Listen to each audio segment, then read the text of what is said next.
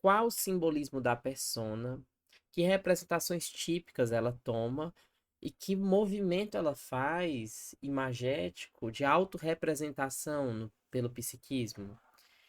Nesse vídeo aqui eu vou falar um pouquinho desses pontos.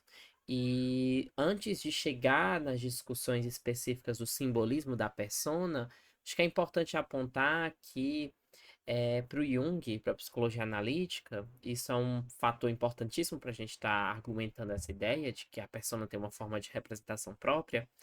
Para o Jung, há fatores psíquicos que têm uma tendência à personificação. Então, ele vai dar alguns exemplos de figuras que se personificam, como a sombra, o si mesmo e a imagem da alma. A persona, da mesma forma, tem um certo modo de autorrepresentação que passa por imagens específicas que o psiquismo utiliza para expressar esse conteúdo, né?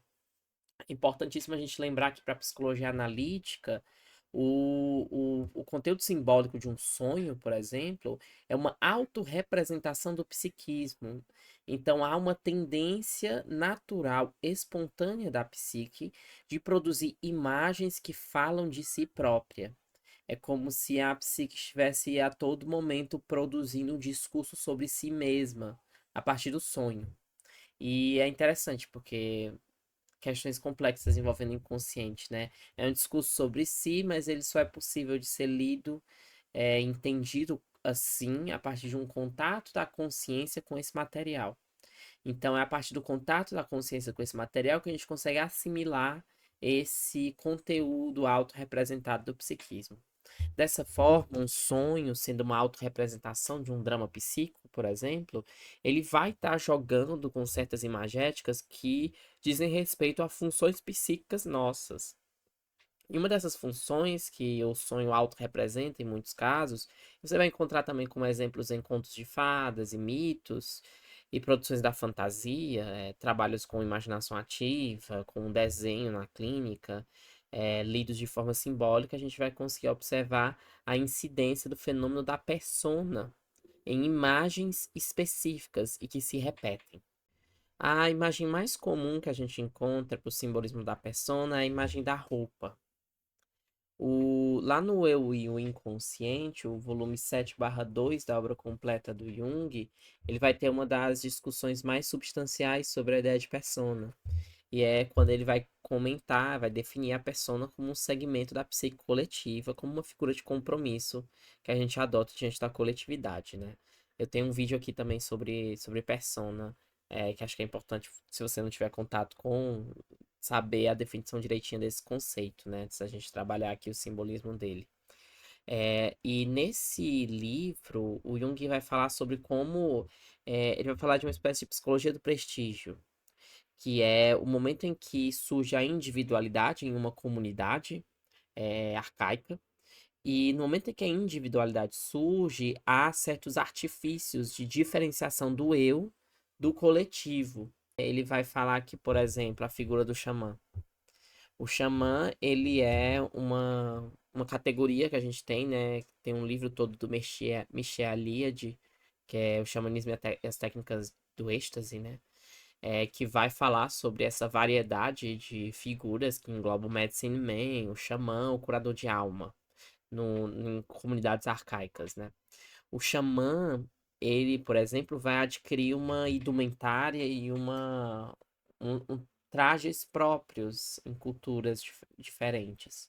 Então há uma espécie de elemento no vestiário que diferencia a gente dentro de uma determinada disposição de comunidade.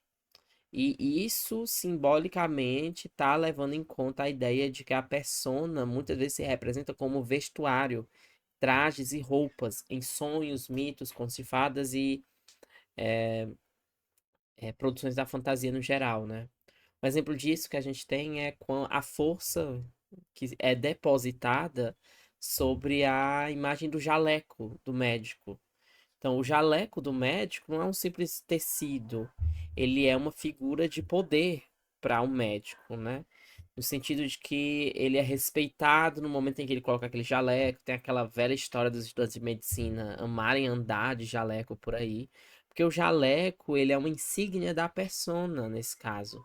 A persona médico, que é uma persona que é tão valorizada no Brasil, principalmente, né? Que a gente tem essa ultravalorização da profissão da medicina, é, é representada simbolicamente na figura do jaleco, do vestuário. Então, em muitos sonhos, a gente vai encontrar a roupa como um elemento simbólico para a persona. Não quer dizer que todo sonho que envolva roupas como um elemento importante, né, esteja falando de uma questão de persona. Acho que é importante apontar isso. A Marie-Louise von Franz vai falar em um dos livros dela que você vai ter roupas como não um conteúdo simbólico que aponta para a persona, mas como um conteúdo que às vezes aponta para a interioridade ou aspectos religiosos internos do mundo das imagens arquetípicas. Então vai variar, né? Mas essa imagem da roupa é uma imagem muito comum para a persona.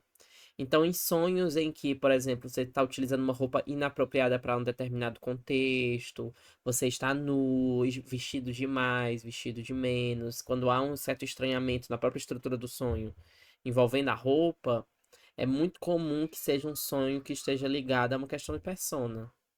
Então, é por isso que a gente fala de um certo simbolismo que é típico. É típico no sentido que se repete, não quer dizer que seja sempre a mesma coisa, mas que é bem comum a gente encontrar. E sempre vai variar dependendo do contexto, né? Mas é muito comum que o principal dos simbolismos da persona esteja nas figuras das vestes. E enfim, é uma chave de interpretação interessante pra gente que é psicólogo junguiano, psicoterapeuta, que atende e trabalha nessa perspectiva. Um exemplo interessante até dessa discussão sobre persona, você vai ter no Psicologia da Transferência do Jung, que está nesse volume aqui, Aberração, Análise dos Sonhos e Transferência, você vai ter uma discussão muito interessante sobre isso, quando ele vai comentar. Ele não comenta diretamente, mas dá pra gente retirar essa discussão desse contexto, que é sobre o Rosarium Philosophorum, que há um momento de encontro, é um texto alquímico que o Jung analisa para falar do fenômeno da transferência, né? E há um determinado momento em que rei e rainha estão se encontrando, que é a união de opostos masculino e feminino, né? Em determinado momento, elas estão em uma união em que elas estão despidas de uma imagem para outra. Tanto é que o nome do capítulo é A Verdade Nua, né? Que ele vai analisar o momento em que na gravura elas retiram as roupas. Eu acho que é um exemplo interessante porque a gente está falando sobre como no início do processo analítico, o que a gente tem acesso ao outro é totalmente mediado pela persona. Então a pessoa está trajada com aquela série de vestes que representam aquele bloqueio entre a minha interioridade e o outro, a partir de um mediador, que seria a roupa barra persona, a máscara, né, que a gente usa diante da coletividade. E no momento de maturação, de desenvolvimento do processo analítico, essa barreira vai sendo quebrada. Se for possível isso acontecer, né? Há processos que há uma resistência muito grande e não é incomum que pessoas saiam do processo cedo da análise, justamente porque a barreira da persona é difícil de ser quebrada ali. Mas o contato analítico envolve uma espécie de nudez psicológica diante do outro. E essa nudez psicológica é atravessada pela dinâmica da persona, né? Porque a gente se despe dessa imagem que a gente tem da gente, que corresponde a um certo trabalho complexo que envolve as normas sociais, o que é imposto sobre a gente, e de que forma a gente assimila essas normas e adota na nossa vida, que isso constitui a persona, né?